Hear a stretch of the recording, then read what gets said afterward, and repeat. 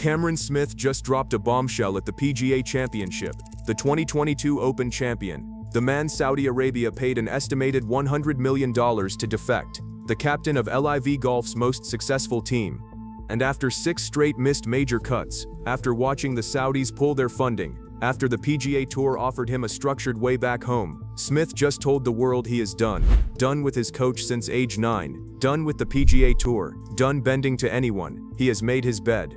He intends to sleep in it, even if the room is on fire. Is this career suicide or the last stand of a player who refuses to bow? Stick around. The fallout is bigger than anyone realizes.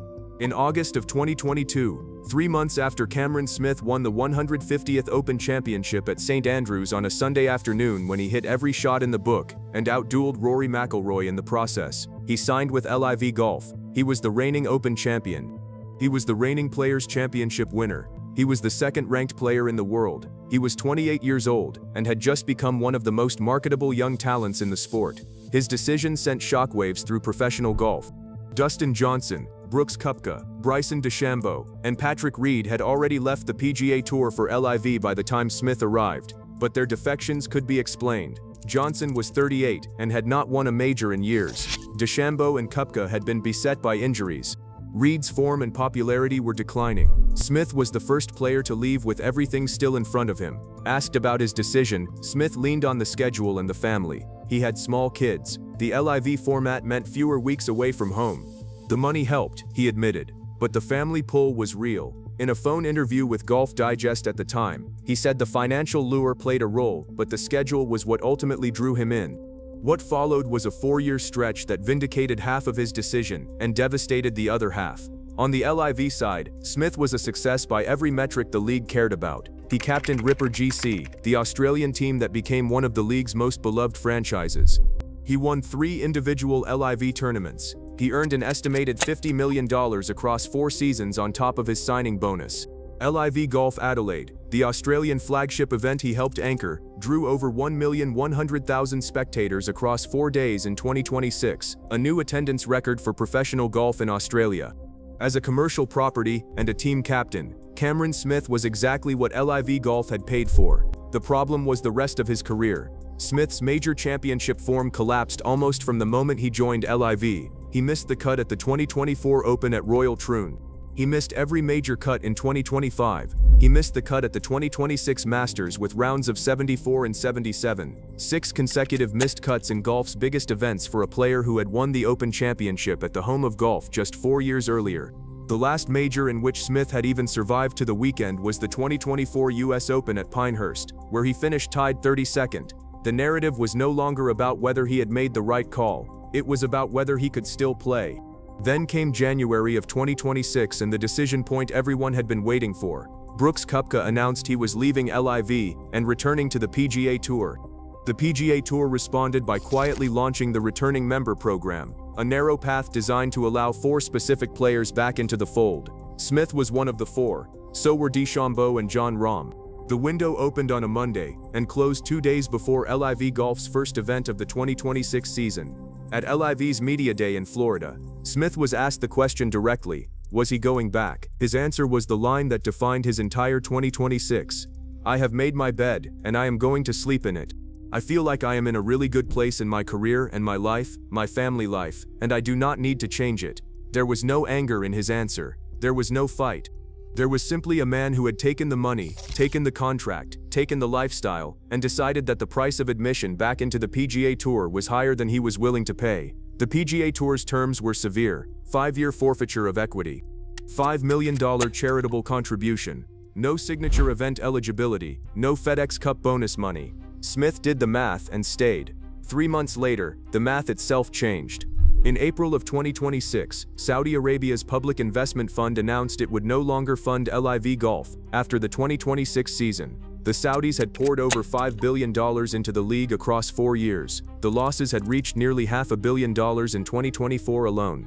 The chief executive of LIV had told the Financial Times that breaking even was still 5 to 10 years away. The Saudis had heard enough. For players like Smith, who had just turned down the PGA Tour's offer to return, the timing could not have been worse. The door behind them had closed. The room they had stayed in was now being emptied from the other side. Smith, true to his recent form, did not flinch in public. He insisted LIV would survive past 2026. He claimed he had been given every assurance. When pressed on who exactly had given those assurances, he smiled. "I promise you will hear it first from someone else, rather than me."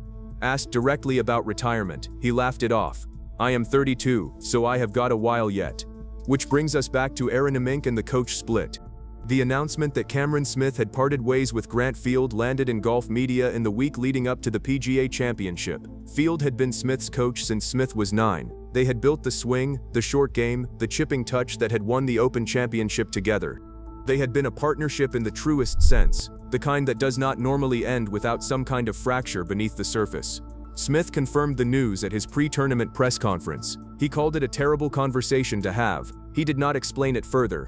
And then he went out at Aaron Amink and shot a closing 68 in Sunday's final round, hitting only 3 of 14 fairways and grinding out a tied 7th finish alongside Rory McIlroy and Xander Schauffele. It was his first made cut in a major in nearly 2 years. "It feels great to play nice," he told reporters. "You do not work hard to play crap. The last couple of years have been frustrating. I feel like I have been putting in the work and not really getting anything out of it." That is the Cameron Smith story as it stands today.